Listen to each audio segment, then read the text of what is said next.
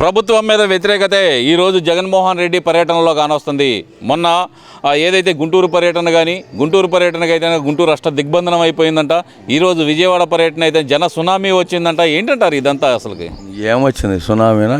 గాడిద గుడ్డేమని రాలా? గాడిద గుడ్డేమని రాలేదు.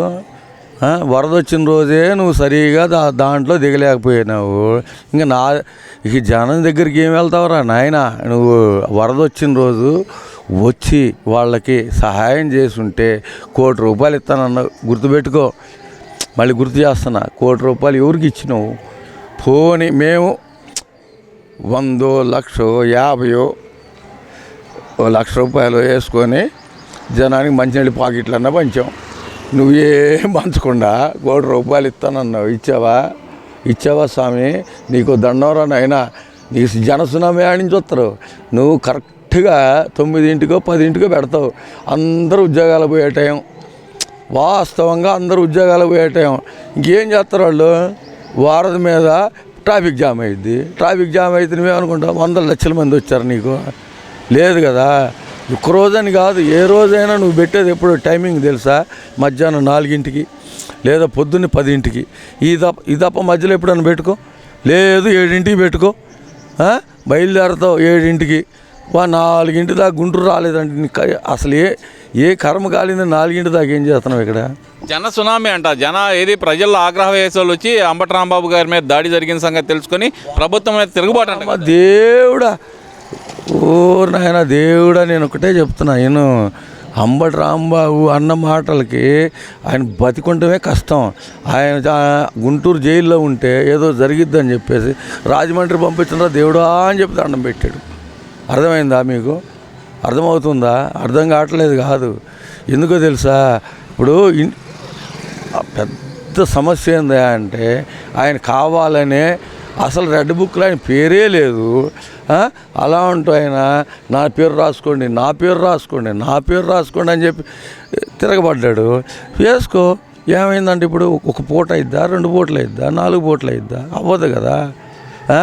ఆయన అంటే అంబటి రాంబాబు గారు పొరపాటున నోరు జారినా కానీ క్షమాపణ చెప్పిన తర్వాత ఈ దాడులు ఏంటి అంటున్నారు కదా.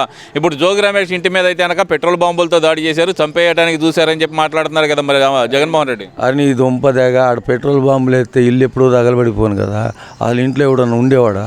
లేదు కదా. ఆడ వేసిన మంచినీళ్ళ బాటిల్కే చచ్చిపోయారు మీరు. ఓన్లీ మంచినీళ్ళ బాటిల్. మనం ఏమంటామని అది గుట్కా తిని దాంట్లో పోతారు కదా, వాటికే చచ్చిపోయావు నువ్వు. ఇంకా పెట్రోల్ బాంబులు అయితే ఏడ బతుకుంటావు నువ్వు. ఇంకో విషయం చెప్తున్నా. ఆడవాళ్ళని నేను ఒక మాట అనకూడదులే కానీ ఆ అమ్మాయి ఏదో చెప్తుంది, మా ఇంటి మీద బాంబులు జరిగినాయి, దాడులు జరిగినాయి. అరే కనీసం నలుపు ఉండాలి కదా నాయన. అక్కడ పెట్రోల్ బాంబు పడింది అనుకుందాం, కనీసం ఆడ మంట రేగినట్టు కానీ ఇంకోటి కానీ ఉండాలి కదా. మీ కార్యకర్తలతోటి నువ్వే వేయించుకొని నువ్వే చేసి మేము వస్తే వేరే విధంగా ఉంటుంది. ఇక్కడ వాళ్ళు మాట్లాడుతుంది ఏంటంటే కనుక ఇక్కడ కులాల కుంపట్లు రేపే విధంగా ఇప్పుడు కాపు అని బీసీ అని వాళ్ళు ఎందుకు లాగుతున్నారు అనుకోవాలంటారు? అరే నాయన, అది నేను ముందే చెప్పా కదా. ఆయన ముందే పెట్టబోయాడు మంట. ఆ మంటలోకి ఈ కూటమి ప్రభుత్వాన్ని లాగుతున్నాడు. 100% లాగుతున్నాడు. దీంట్లో సమస్య లేదు. 100% లాగుతున్నాడు. కానీ ఆ ట్రాప్లోకి మనం వెళ్ళాలని అవసరం అంతకంటే లేదు. ఒకడు అంటాడు జుట్టు పట్టుకు లాక్కొస్తాడంట ఒక ఎమ్మెల్యేని పట్టుకొని. అనకూడదులే కానీ దొరికితే 2 కాళ్ళు నరికి 2 చేతులు నరికి ఆడ కూర్చోబెడదాము.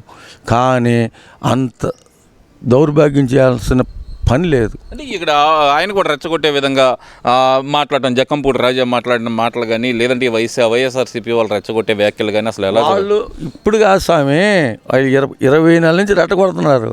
కానీ ఈయన ఆగు ఆగు ఆగు ఆగు ఆగు ఆగు ఎప్పటిదాకా ఆగుతారు? ఆగారు. ఇప్పుడు నిన్న కూడా ఆగారు. ఆకపోతే ఈయన అసలు బతికుండేవాడా?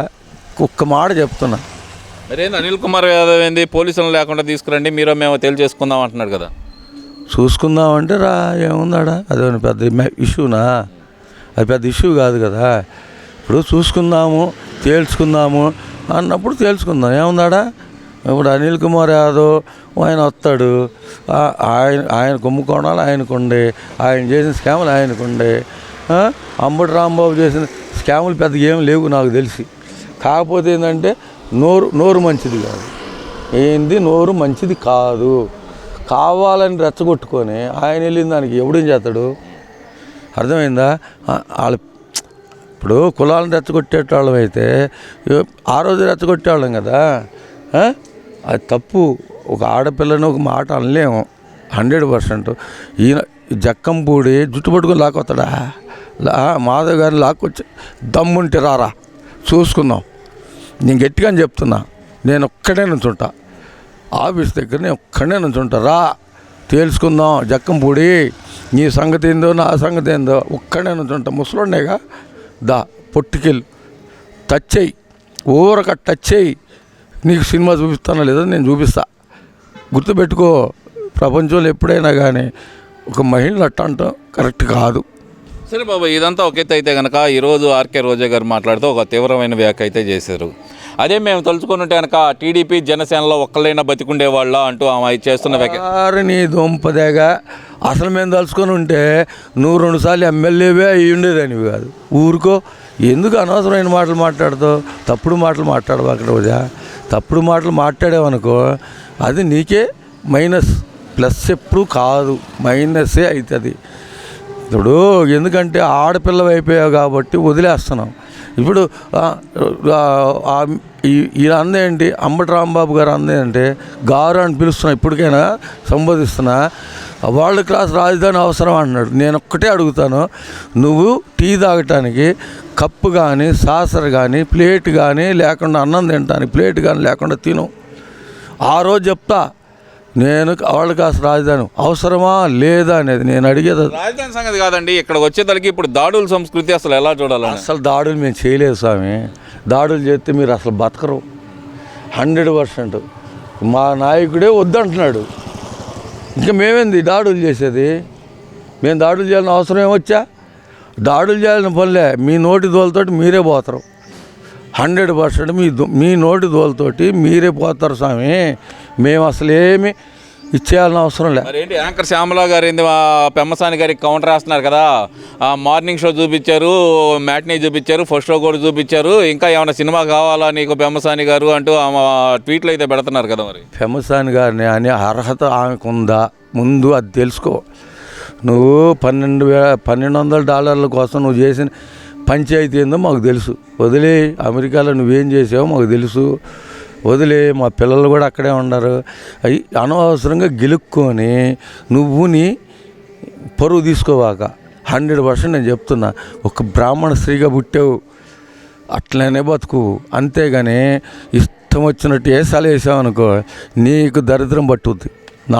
మా పెమ్మసాని కానీ అనే అర్హత నీకు ఎక్కడది? సరే, మరి వీళ్ళిద్దరూ రోజా గారు కానీ లేదంటే కనుక యాంకర్ శ్యామల గారు కానీ వీళ్ళిద్దరు ఆరిపోయిన దాని మీద మళ్ళీ నిప్పురాజ విధంగా వీళ్ళు ఎందుకు మాట్లాడుతున్నారు అనుకోవాలంటారు? నేను ముందే చెప్పే కదా, ఏదో ఒకటి పెట్టాలా, ఏదో పంచాయతీ పెట్టాలా, ఏదో ఒకటి చేయాలి. ఏదో ఒకటి చేస్తే కానీ మాకు అదే సానుభూతి రావాలి. సానుభూతి వచ్చే పరిస్థితి కనపట్ల. ఏం చేద్దాం మరి? సానుభూతి కోసమే ఈ డ్రామాలన్నీ అంటారు. అవును, 100%. సానుభూతి కోసం వీళ్ళు చేసే డ్రామాలు మామూలు కాదు. సామాన్య ప్రజలను అడగండి, నన్ను అడిగితే ఏముంది? నేను సామాన్యుడిని, నా దగ్గర ఏముంది? ఏంలే, పావుల బిళ్ళ కూడా లేదు జేబులో, అయినా కూడా మాట్లాడుతున్నాం. అర్థమైందా? మీ దగ్గర డబ్బులు ఉన్నాయేమో, ఆయన ఏమో ₹5 వేస్తున్నాడో ₹10 వేస్తున్నాడో మాకైతే తెలియదు. కానీ శ్యామల గారు అని ఇప్పుడు సంబోధిస్తున్నాను. ఆ తర్వాత నువ్వు డ్యాన్సులు వేసుకుంటావు, డబ్బులు వస్తాయో, జబర్దస్తులు నీకు లేదు, శ్యామలకేమో సినిమాలు లేవు. మరి ఏం చేద్దాం? ఎవరో ఒకళ్ళ మీద ఏదో ఒక అభాండం వేయాలి. అది కూడా పెమ్మసాని మీద వేసావంటే నీకు దరిద్రం పట్టినట్టే. ఆయన అభివృద్ధి కోసం రాత్రింబగళ్ళు ప్రజల కోసం పనిచేస్తుంటే మీరు మాట్లాడేది కరెక్ట్ కాదు.